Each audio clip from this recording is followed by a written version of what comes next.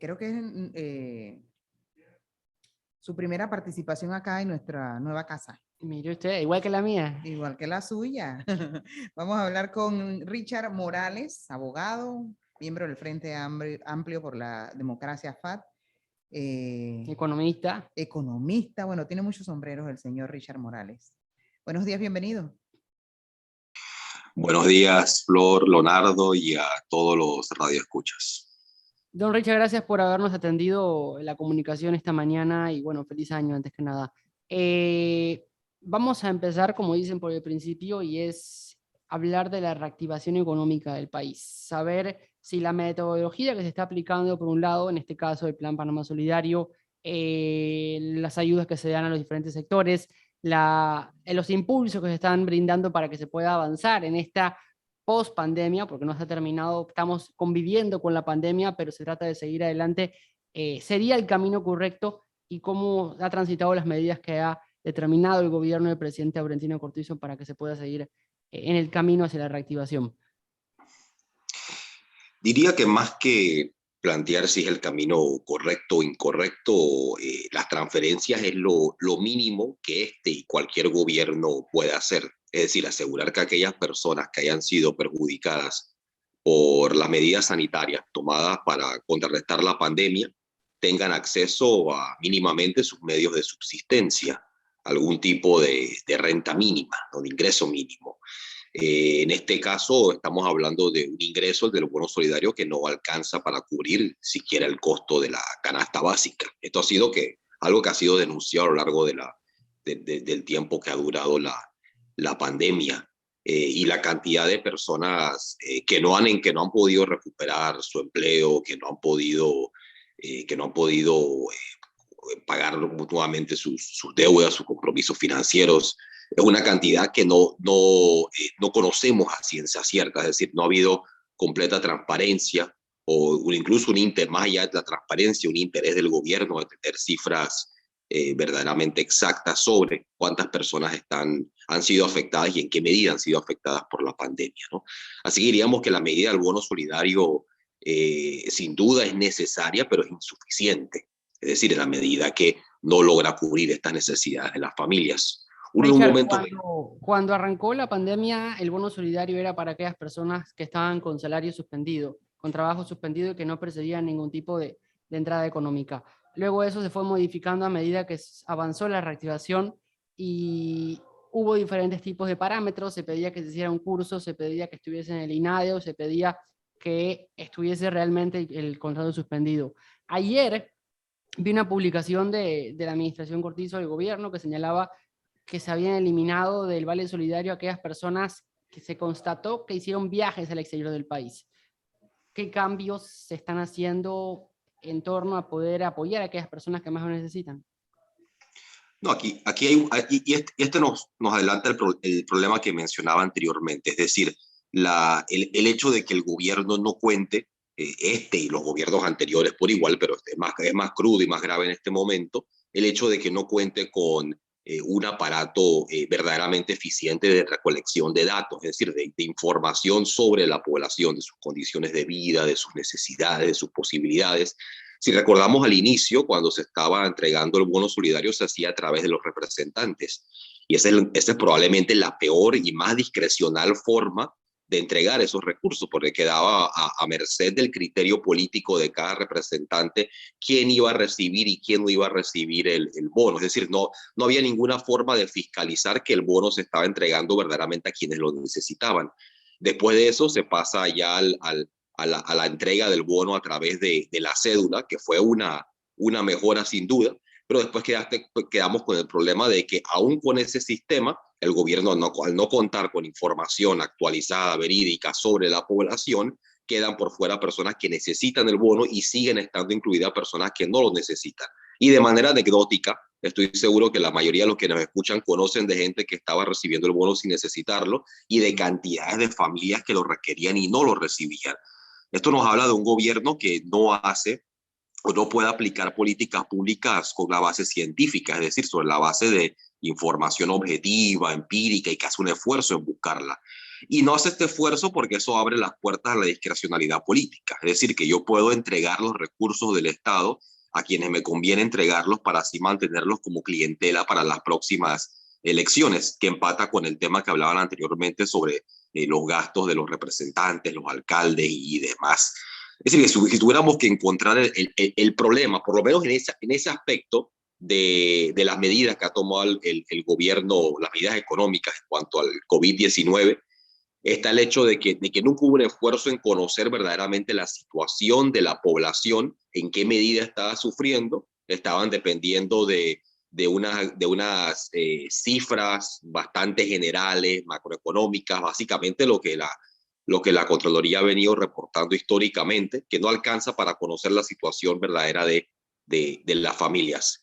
Y claro, y esta situación solo va a seguir empeorándose en la medida que el desempleo sigue aumentando, la cantidad de trabajo informal, la cuenta propia también sigue aumentando. Así que quedamos en el momento contradictorio, digamos, de más allá del bono solidario, de qué ha hecho el gobierno con sus recursos durante este tiempo.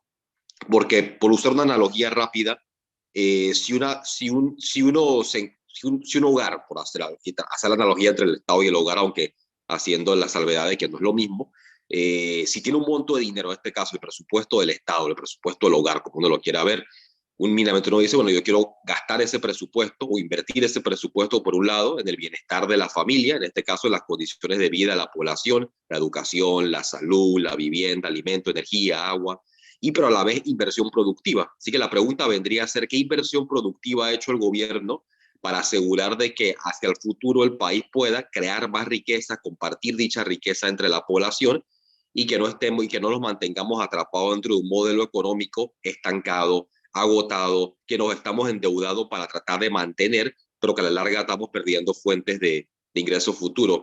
Es decir, para tratar de sintetizar esa última idea que he dado, el gobierno no ha pensado hacia adelante. El gobierno está tratando de sostener lo que ha habido históricamente en este país, sin tomar en cuenta que el modelo económico panameño estaba en crisis en 2019 y que tratar de sostenerlo sobre la base de deuda sin hacer inversiones productivas, pensando hacia el futuro, sin invertir en ciencia, en tecnología, en sectores productivos, en producir con valor agregado.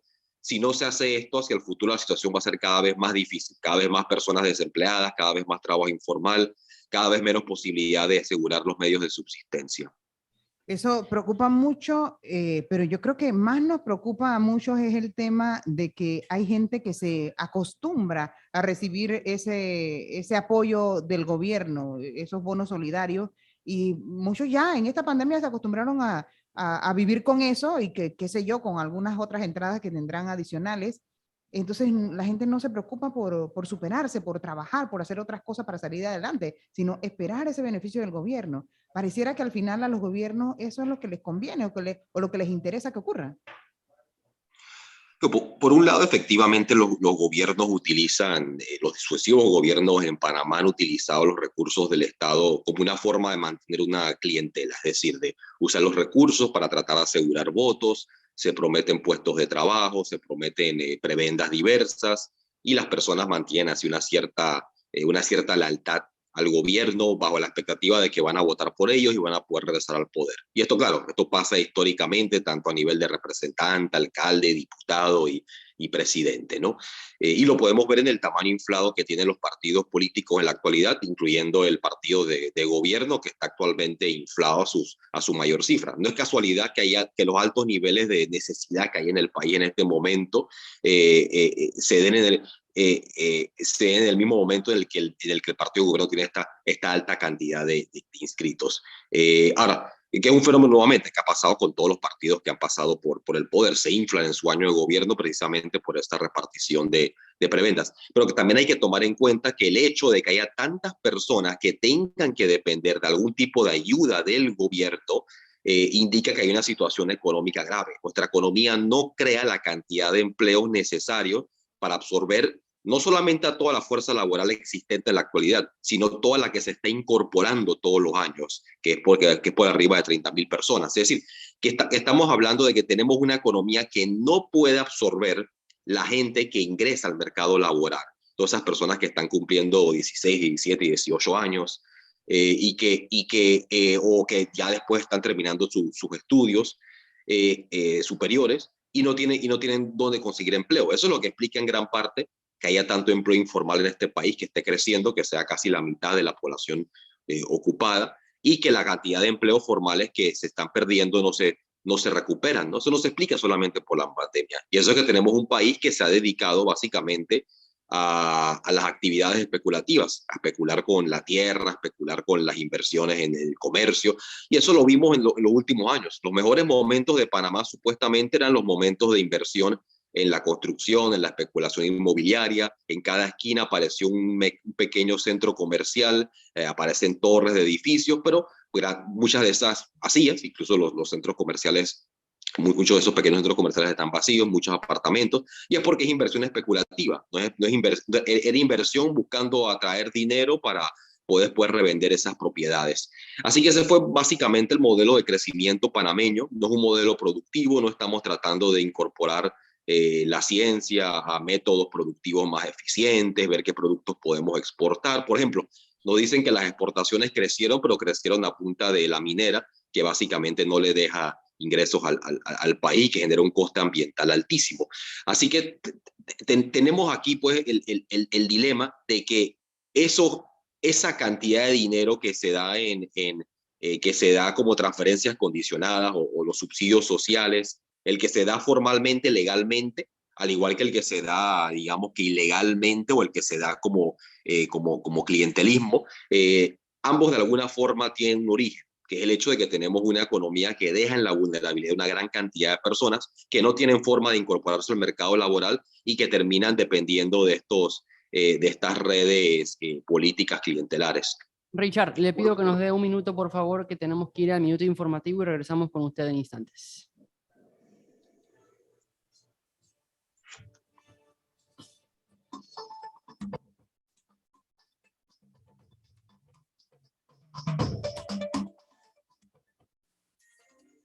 Usted se informa primero, a la hora, en directo.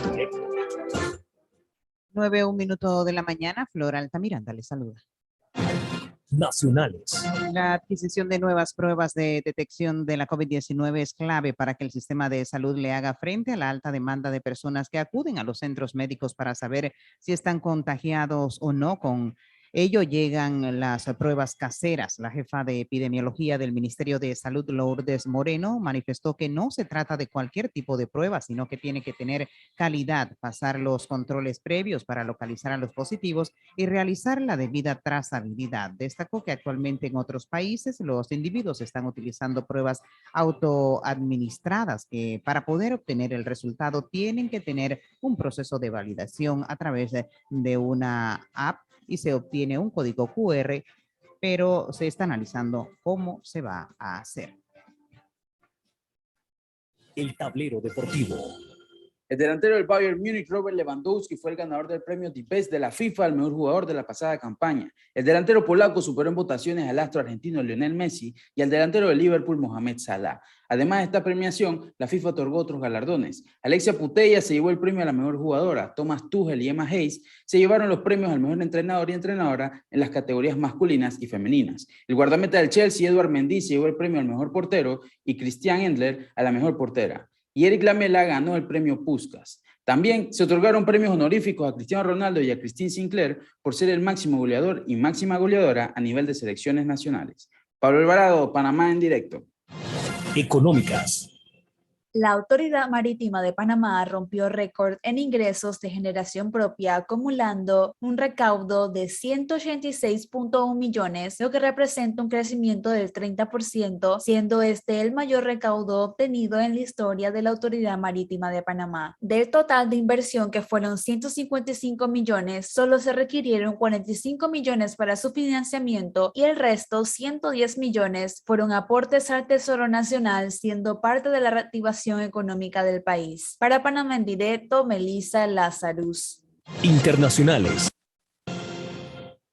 El primer ministro británico Boris Johnson reiteró este martes que nadie le avisó de que se fuera a organizar una fiesta que violaba las reglas anti-COVID en Downing Street en mayo de 2020, como afirmó su ex consejero Dominic Cummings. El mandatario conservador, que ya había asegurado que no estaba al tanto de la organización de esta celebración el 20 de mayo de 2020, cuando estaba vigente el primer confinamiento, se disculpó ante los diputados después de que la prensa revelara que asistió al evento, uno de los muchos que se habrían organizado en Downing Street durante los confinamientos impuestos en los 2 últimos años. Ya son las 9:04 de la mañana.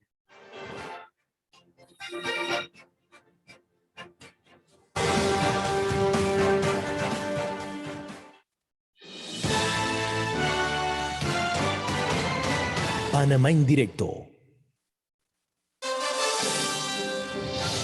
Son las 9:04 de la mañana y seguimos conversando con Richard Morales. Finalizaba hablando un poco del acuerdo de Minera Panamá con el gobierno nacional y quería preguntarle casualmente de lo que se ha conocido hasta ahora, sobre todo el tema de las regalías. ¿Qué le ha parecido el acuerdo que logró alcanzar el equipo negociador del gobierno con la minera?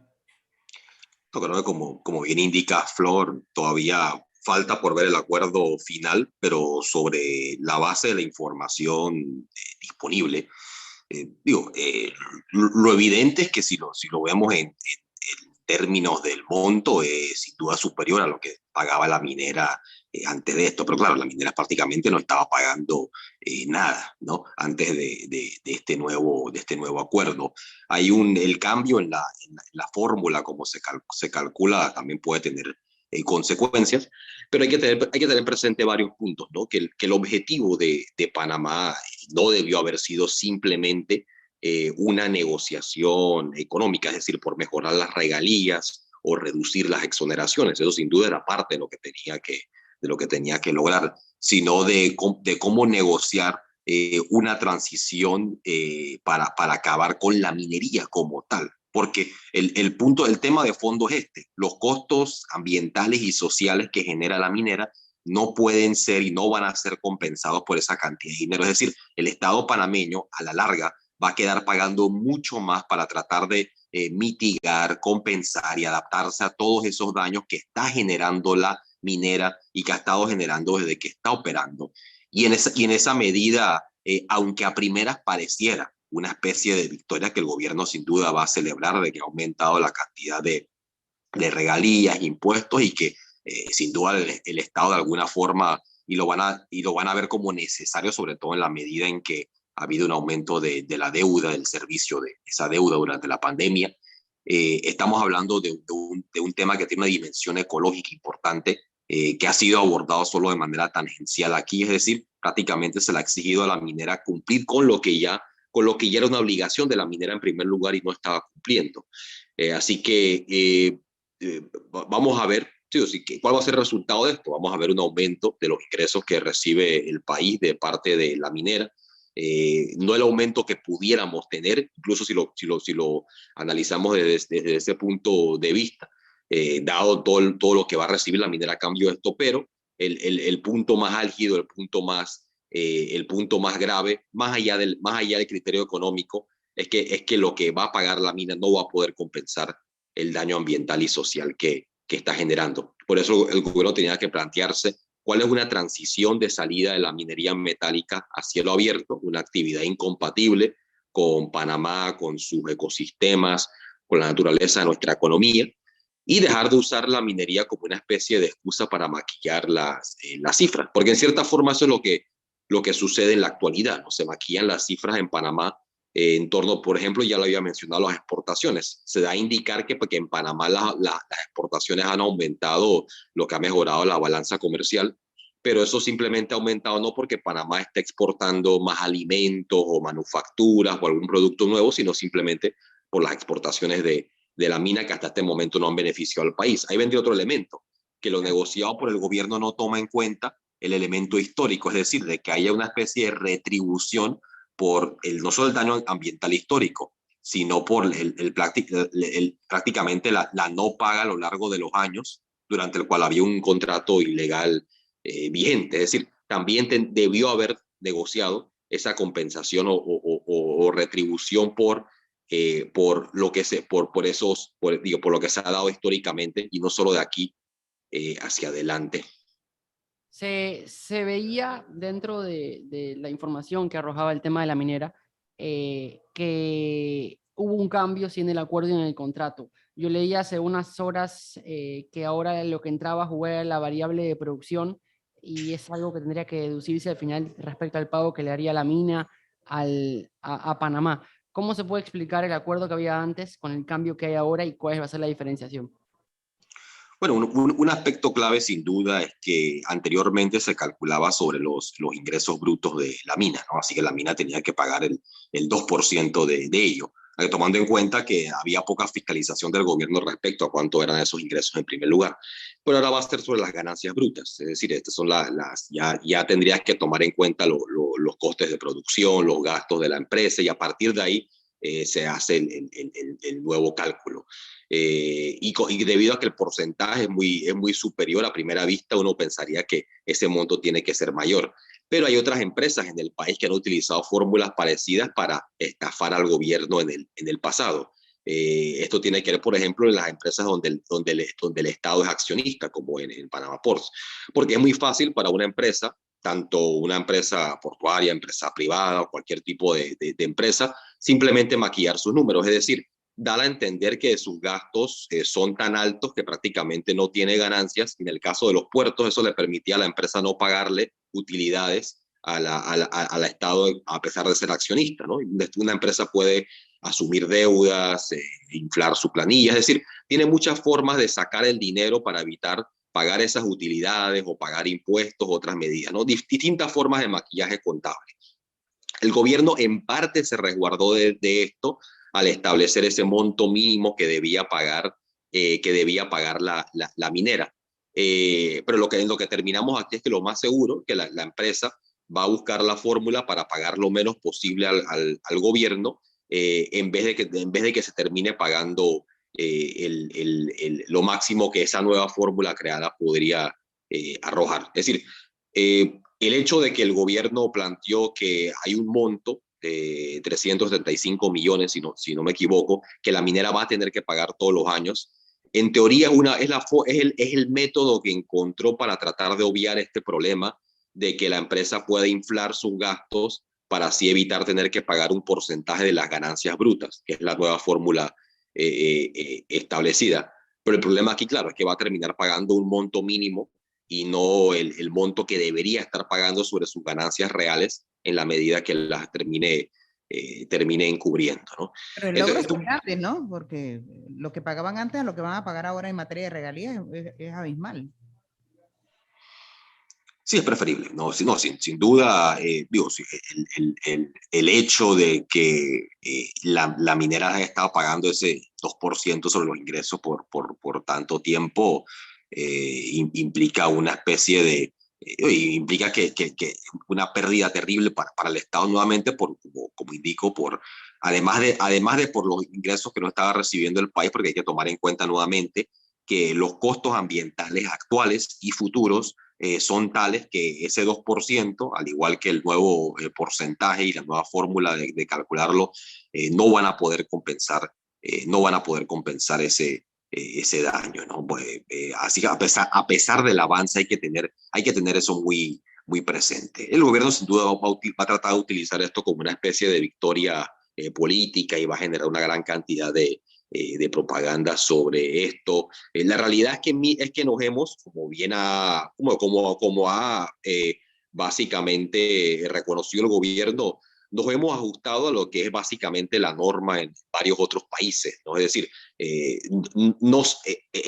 el equivalente a que uno diga hay un trabajador que no se le está pagando el salario mínimo y que en el momento que logra conquistarlo eso se ve como una victoria política de la empresa, por decir algo, ¿no? Richard. Cuando es simplemente el reconocimiento de lo que normalmente debería hacerse. Es decir, Richard, de que se está cumpliendo con la norma. perdón por la interrupción, pero hablas de victoria política para la actual administración. Yo le pregunto también el tema económico, porque ya tenemos que ir cerrando sobre esto, pero hablan de crecimiento económico, hablaron que Panamá creció el año pasado con respecto al 2020, pero el panameño común le va a decir que se no se notan los bolsillos. ¿Cómo se puede interpretar esto de esta manera? No, claro, digo, lo primero y lo más evidente, esto también es un tema que el gobierno está tratando de vender como una especie de victoria política, y es sobre la base de manipulación, básicamente, igual que en el caso de la minera terminamos aquí con un caso de manipulación. El hecho es muy claro, es claro que la economía panameña en el 2020 colapsó, cayó en un 17%, entre un 17 y 18%. Así que cualquier crecimiento que estamos viendo en el 2021 es simplemente una especie de recuperación en parte de eso. Pero ese crecimiento no va a lograr recuperar todo lo que se contrajo en la economía panameña, todos los empleos que se perdieron, las empresas que quebraron. Eso no está regresando en el 2021. Eso va a tomar una serie de años para que la economía pueda crecer y compensar lo perdido en ese año. Hay que tomar en cuenta que la economía panameña es una de las que más se contrajo en el mundo incluso, ¿no? Que habla de la vulnerabilidad de nuestra economía comparado incluso con algunas otras de la región y por no decir del mundo. Así que plantear el número de esa forma, es decir, que Panamá pudiera estar creciendo a un 12%, 8%, 6%, hay muchas cifras rondando. Pero más allá de eso hay que tomar en cuenta que el año previo a eso la economía había colapsado, se había contraído y que simplemente simplemente es una recuperación de una parte de eso. Pero efectivamente, como bien indicas, el hecho de que haya tantas personas todavía requiriendo el bono solidario nos habla de algo, nos habla del hecho de que tenemos una economía que no ha podido recuperar esos empleos que se perdieron, que hay cada vez más personas teniendo que sostenerse sobre alguna especie de empresa informal o trabajo informal o por cuenta propia, lo que tiende a ser llamado como emprendimiento. Es decir, que tenemos una economía en una situación muy precaria y si no empezamos a ver eso con visión de futuro, que es lo que deberían estar discutiendo los partidos, los candidatos, es decir, propuestas para cómo se va a transformar este país de cara al futuro, porque la situación no va a mejorar automáticamente, que es un poco lo que espera el gobierno, una especie de recuperación mecánica que vamos a regresar a la situación de hace algunos años y que todo va a estar mejor, sin tomar en cuenta lo que ya he indicado. La crisis económica que tiene Panamá, que se expresa como una crisis política, una crisis del Estado también, es una crisis que tiene, que está en un modelo que ya se ha agotado. Lo vemos con la presión de los papeles de Panamá, de los Pandora Papers, las listas grises y negras, el hecho de que la zona libre de Colón cada año tiene un menor peso dentro de la economía, dentro del mundo. Es decir, que gran parte de que la especulación con la tierra, con la construcción, ya se había estancado antes de la pandemia incluso. Es decir, el hecho que esas palancas clásicas o históricas del crecimiento en Panamá estén estancadas o hayan colapsado, eso nos habla de que hay un agotamiento importante y de que la discusión tiene que ser qué vamos a hacer como país a futuro, cómo nos vamos a transformar hacia el futuro. Esa es la discusión que tenemos que estar teniendo. Que tienen que llegar urgente, Richard, porque como están las cosas con el COVID-19, los temas de corrupción, sobre todo con el COVID, ahora que esta variante Omicron está afectando a tanta gente, podría el tema económico nuevamente echar hacia atrás. Así que sí. Sí, efectivamente, y no sabemos de qué manera va a desarrollarse o va a evolucionar la situación en torno al COVID-19. Mucha gente pensaba que ya en el 2022 la situación iba a estar controlada. Hemos visto que, bueno, que ha habido una nueva ola en Panamá con esta nueva variante del Omicron. Hemos visto que varios países han tenido que redoblar sus medidas de contención, incluso la República Popular de China. Es decir, que no sabemos cómo se va a desarrollar esta situación o si a futuro van a haber otras situaciones de este tipo, sean pandemias, sean situaciones climáticas, que pudieran afectar la economía de igual forma.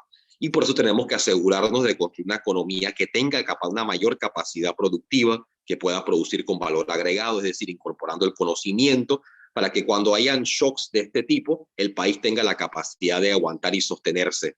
Porque un país que depende simplemente de especular con la tierra o especular con el comercio es muy vulnerable a cualquier tipo de turbulencia, sea por una pandemia, sea por una guerra, sea por la razón que sea. Es decir, necesitamos construir un país que sea mucho más, si lo queremos poner en estos términos, resiliente. Y eso implica un país que tenga la capacidad de asegurarle condiciones de vida dignas a su población. Y claro, y esas dos cosas están relacionadas, ¿no? Si no inviertes en la población, si no inviertes en educación, si no inviertes en salud, en cuidados, en asegurar que las personas tengan determinadas capacidades, difícilmente va a poder transformarse el país.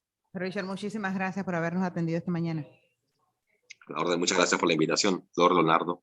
Hasta luego, gracias.